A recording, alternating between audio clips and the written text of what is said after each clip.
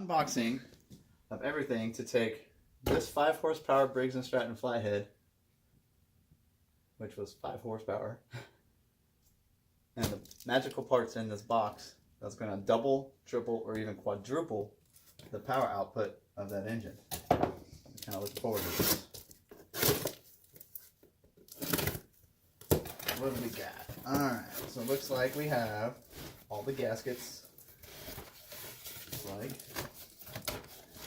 it's a heavy box. Piston rings. This guy is off to the side. Ooh. Looks like an animal cylinder head.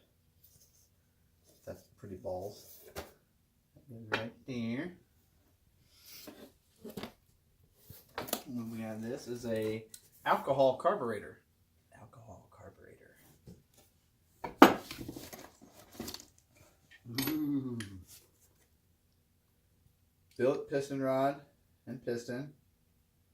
Stamped on there. Standard size. That's good.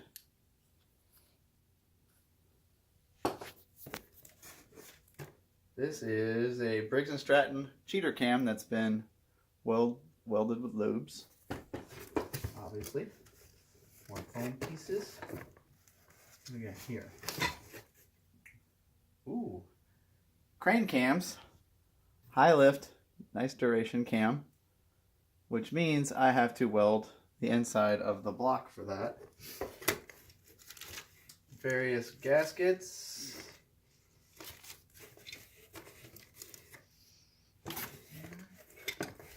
Magneto ignition because the old style was points. So we'll be getting rid of that. Valve springs. Ooh, nice valves too. Valve springs. Very hard. And billet lifters.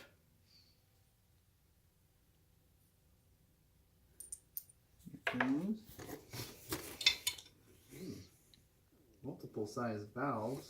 Let's see it here. Another? I don't see another valve. So these are the valves I got to choose from. One looks like intake and exhaust.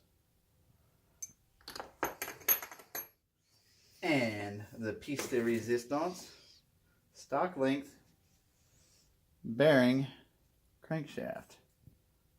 So I don't have to worry about friction building up on this connect bearing on there. It spins. Put that on there. And nice side cover. It's more modern. So the engine we have is a 1979 and this is from a newer style engine. So I will be able to nicely get rid of all the crap that we don't need. And various plates, throttle linkages, compression release. That's nice. That's nice to have. Got the valve latch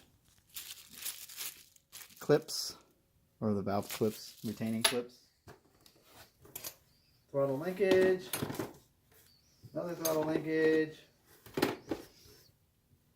different jets for the carburetor, crank seal, another seal, and that's what we got. And what I'm going to do is run a 3.5 horsepower flywheel to get very fast revs. And that's the parts we have. Thank you all.